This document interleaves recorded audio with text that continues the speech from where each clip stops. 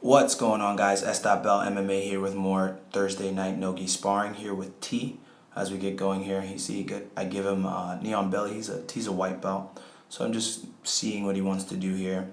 He has my arm, and I'm thinking he's gonna attempt the armbar, but he kind of stood there for a little bit too long, so I decided to just sweep him. From here, he's got the overhook on my arm.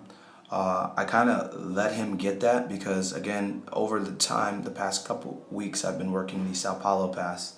And so now with the overhook, if I trap his other hand, both his hands are trapped, and there's not much of an option that he has when I end up deciding to pass. So from here, he's still got the overhook.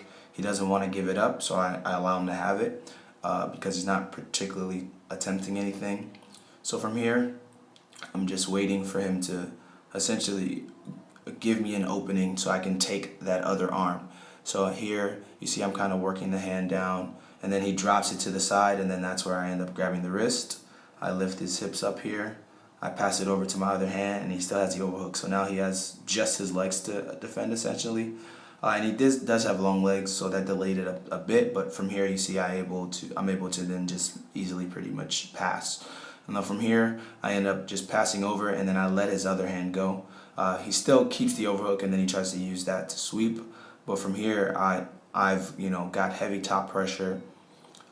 He's essentially left with one arm because he kept the overhook, and then he ends up letting it go right about here. So as you can see, my other arm's out now. Now he's trying to work my hips away so he can try to escape from the mount position. But I'm not giving him much space to get out here.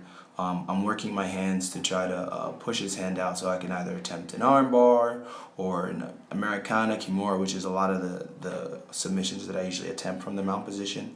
And here I'm moving my legs forward, getting heavier and heavier towards the top. You see he's able to lift his hips a little more because of this.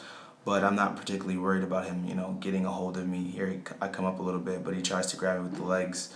But he doesn't really have much space to do that because of how close to the top I am here. You see I go to switch my leg around. He does a good job of trying to get me off balance, but I'm able to just regain the top position from here. And then I'm placing heavy pressure down on his hips. Here now I'm working to try to get his arm out. Here he defends, it comes back in.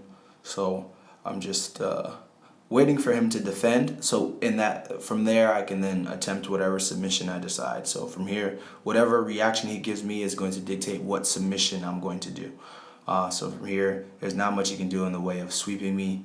So from here, I'm able to work his hands. He's got his arms in tight trying to defend. And for me, I'm just not in a rush to do anything. So here you see I do 2-on-1 on one of his hands, start to push it out.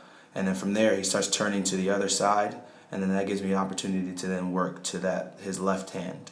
I'm forcing a reaction of him to defend for the right hand, and then from here, boom, he starts defending again.